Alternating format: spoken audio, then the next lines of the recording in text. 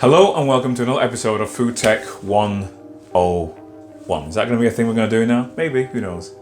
Now, following on with the almost viral type success of the how to make Rice Krispies at home video, which has so far, or last year or so, gathered over 100,000 views or close to. Fantastic, thanks very much. I thought I'd follow that up with a how to make cornflakes at home video. So that's what we're going to do today. I'm going to show you how to make cornflakes at home from scratch. And as with a lot of these recipes, it's a lot easier than you might think. Now, first off, it must be stated that the way I'm going to make cornflakes at home is not the way they actually make real cornflakes, because I don't have the equipment they use. To make real cornflakes, what they actually do is have kernels of actual corn. They pressure cook them, still in the kernels. They add sugar and flavoring and stuff like that, all still in the actual kernel shape. And then they use heavy rollers to flatten them out. That's why each corn flake is a regular consistent size. Now, we don't have that kind of machinery to do all that, so I'm going to do a version of that that gives a very good approximation of a cornflake, but again, using very natural, very simple ingredients and something that you could realistically do at home. All right, let's get to it. Before we get started, just do me a quick favor. Click that subscribe button and hit that little bell icon, so you'll be the first to know whenever I upload a new video. Okay, let's get to it.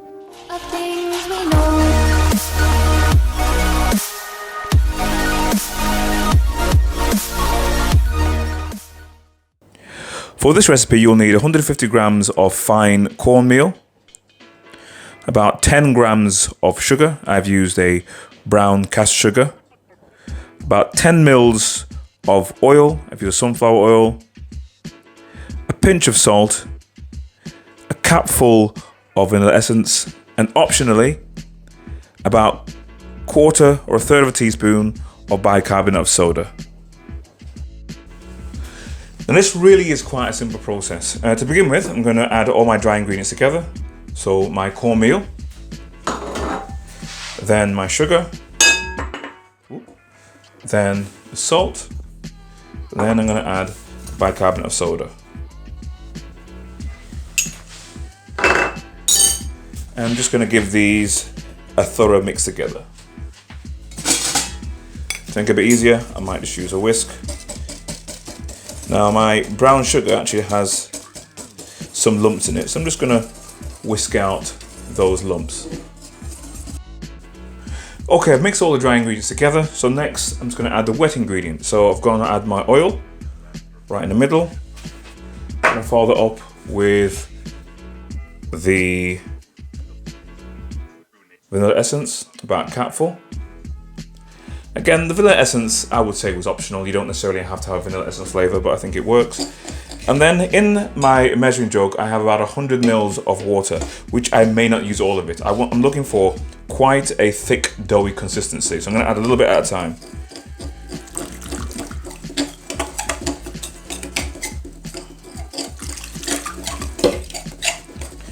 So I want it more on the dry side than the wet side. So I'm looking for a thick kind of dough, so I don't want to add too much water, because in essence, when it comes to the baking, we're only going to have to bake out all the water we're putting in, so we want just enough to help form a manageable dough. So that should be about enough. That should be about enough.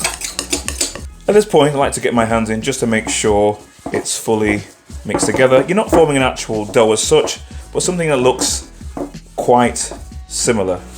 Now, cornmeal, unlike flour, won't really form a dough in the same way, because it doesn't really have the gluten content, which is what we use to bind all together, but we have something which is very similar. So, as you can see, it's kind of sticking together enough to form a blob, and this is the kind of consistency that you're looking for. I don't want to see lots of water around, because I'm only going to have to evaporate that water back out again. So in essence, I've used about 80 mils of water, and I've got a nice dough, and that's perfect for the next step. For this next step, you will need some greaseproof paper, 2 sheets, one that we're going to place it on, and the other one we're going to place on top to help us to roll. So here is our ball of cornmeal dough. All I'm going to do now is just flatten it out a little bit.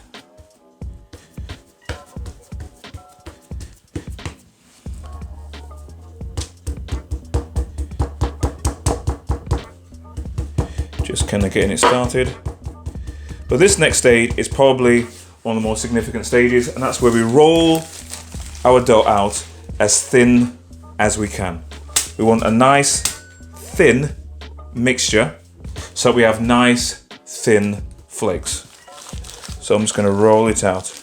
I'll just give you an idea what it looks like to begin with. That's what it starts off at. And ultimately, we're going to end up with something that fills most of that grease with paper shape. Now, rolling it out like this is the only method I've seen on YouTube like this. A lot of them just say sort of spread it out with a spoon, but you don't get a nice, even, consistent thickness all the way through. And that's really important to make sure everything bakes at the same rate. So I'm just going to peel the paper off now, and you'll see what we end up with. Boom. So that one tiny thing has really spread out quite far and wide, and importantly, it's a really nice, even shape. I'm just going to use my hands now to finish it off. And your hands also are very good to detect if it's fully flat. And there we have it. Completely flat, nice and even. The next stage now is we're going to bake it in the oven.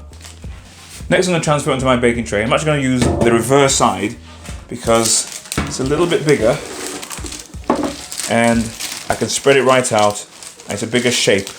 So if you've got a really large baking tray, then you can use that. So this one works well for me. So I'm going to pop this in the oven.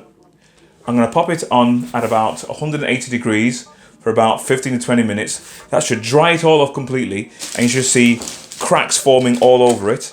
And then what I'll do, I'll take it out, break it up into pieces, and then I'll put it back in the oven for about another half an hour, but on a much lower heat. So into the oven it goes. And it's going to be in the oven for about 15-20 minutes, and it should go kind of golden brown and crack all over. And here we are. We've got a little bit golden brown around. It's dried out really nicely. The cracks I was talking about, that's just about perfect. What I'm going to do now is break it up into pieces. Now here's where we actually make it or convert it into the actual flakes. Now, the idea is to get, roughly speaking, bite-size amount of flakes, size of flakes. So I don't want little crumbly ones, but I don't want big massive ones either. So I'm going to work quickly while it's still quite hot. I'm going to break all these up into bite-sized pieces, which approximate rather a corn flake size. And here we have it. So we've broken up our sheet down into bite-sized flakes. Kind of irregular, some a little bit big, some a little bit small. This part just aesthetic into whatever size shapes that you're after. It can be bigger, it can be smaller, some a little bit big, just break them in half. And the next step now is I'm going to put these back in the oven on a much lower heat, about 150. I'm going to leave them in for about 20 minutes, and that should dry them out completely. They should harden and crisp up as well. They're very fragile at the moment, but they should harden and crisp up perfectly, so we end up with something that, one, has all the moisture removed so they can be preserved much longer. Dried food preserves longer than food with moisture in it, but also that will give that crunch that we're used to from a cereal like cornflakes. So these are going to go back in the oven for their second bake. And these are our cornflakes just out of the oven. Light and easy to break and crunchy. I wanted something that was light and crunchy. You can make them harder and crunchier, bake them longer, but cornflakes themselves have a crunch, but they're still quite light, and that's what these are. Little light crunches. As you can hear, they're nice and crispy. Really good.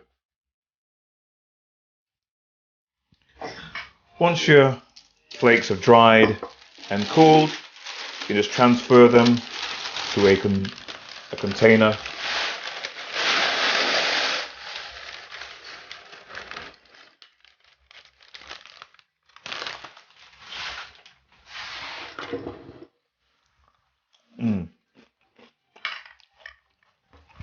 And there we have our really tasty, nice and crunchy cornflakes. And they are really, really good. I've seen some other recipes where they're very tough and very solid, very hard to bite through. But these have got a nice crunchy, but they are still easily breakable. If you want them to be harder, a bit more solid, a bit more firm, you could use a touch less oil. If you wanted to remove the baking powder, that would make them more solid. But as they are, I think they're just about perfect. Let's try some with some milk. Okay, so just before I put the milk in, so I'll just taste one here. So as you can see, they're really nice and thin, about the thinness of an actual cornflake, not far off. So thinness wise, we've done a really good job. The thinness means they can dry out really quickly, but they're still nice and crunchy. That's what we want, but a nice crunchy. You don't want something that's so thick and hard and solid, then it's a lot of hard work to actually chew. But these, let's try these.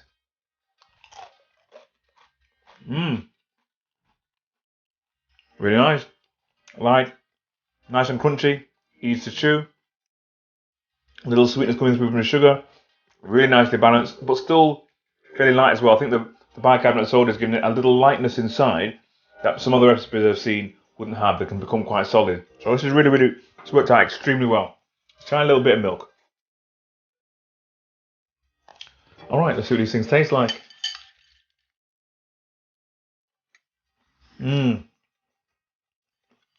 Oh, these are really nice. Can't stop eating them. So I think without a doubt, we're going to have to call that one a real success. They were light, they were crunchy, and we can even vary the level of crunch or the level of hardness we have according to how long we bake them on the second time round. I think if I was doing this again, I'm always looking at how to refine the process. I'll bake them the second time round for twice as long. So it's hardened even more, and then when you put the milk on them, they stand up to milk a bit better. So these ones have come up quite well. Now normally when you put milk on cornflakes, they hold up for the duration of time you're eating them, but they get soggy eventually. These ones have held up a bit, but they're getting a little bit soggy before I finish the bowl. So understanding how ingredients and processes work, my mind says, okay, in order to make it crispier for longer when the milk is applied, you have to bake them for longer the second time around. So to modify my own idea, the first part's perfect. Go in the oven. They kind of break apart, bake them into little flakes. When you put them back in, I put mine back in for about 20 minutes.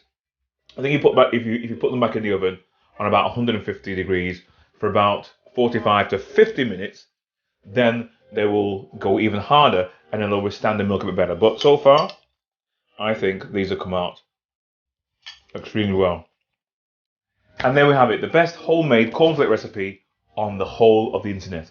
I think that's a really good result. They look like cornflakes, they taste similar to cornflakes, not exactly the same. We've got simple ingredients, so we know everything that's in it. And in particular, most importantly, pretty easy to make. So there we have it, homemade cornflakes. And as I promised you, it was easier than you probably thought it would be. There you go. As always, thanks for watching. My name is Mr. Liebird, or you can call me Sir. Don't forget to check us out on Instagram. Boom.